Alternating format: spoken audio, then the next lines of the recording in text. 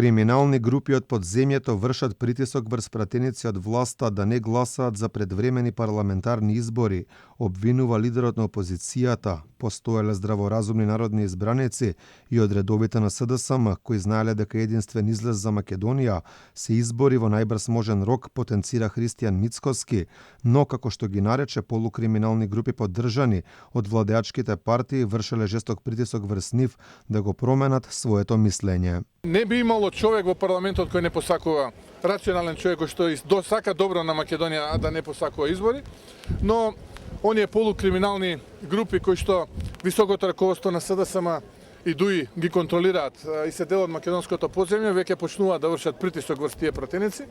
Јас сум убеден дека тие ќе останат доследни, бидејќи борбата за Македонија нема цена, а криминалците еден ден ќе зажалат за ова што го прават. Ваквите обвинувања до опозицијата доаѓаат во период кога власта е поврзана со низа скандали, а последниот каде антикорупцијска бара одговорност од министерот за внатрешни работи Оливер Спасовски.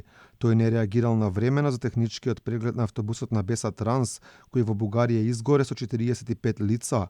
По добиениот технички извештај од инспекторатот, министерот не издал наредба во предвидениот рок од станицата да ги отстранат неправилностите, току таа ја издал по 3 месеци, односно 3 дена по големата трагедија во Бугарија, а во исто време ки целата владеачка партија се покажува голема нервоза, па дури и премиерот се дозволи од владина говорница да етикетира две национални телевизии, Алфа и Телма, една дека била партиско гласило, другата пак дека била трговец со енергенси. Во државата има медиум, чија што уредувачка политика повеќе наликува на уредувачка политика на компанија која што тргува со енергенси, а има и медиум кој што уредувачка политика повеќе личи на уредувачка политика на партиски сектор за комуникација. Премиерот дури не најде за сходно конкретно да се извини на медиумите, туку тоа го направи одговарајќи на прашање, читајќи од лист хартија, а причината била што сме го барале тоа извинување, па ете сме го добиле. Доколку некој се препознал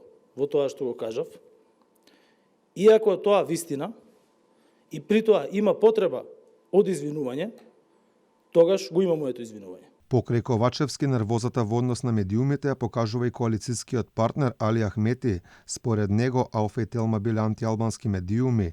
Подоцна лидерот на ДУИ не реши да се извини, но порача дека не мислел директно на медиумите, туку дека гледачите биле лоши.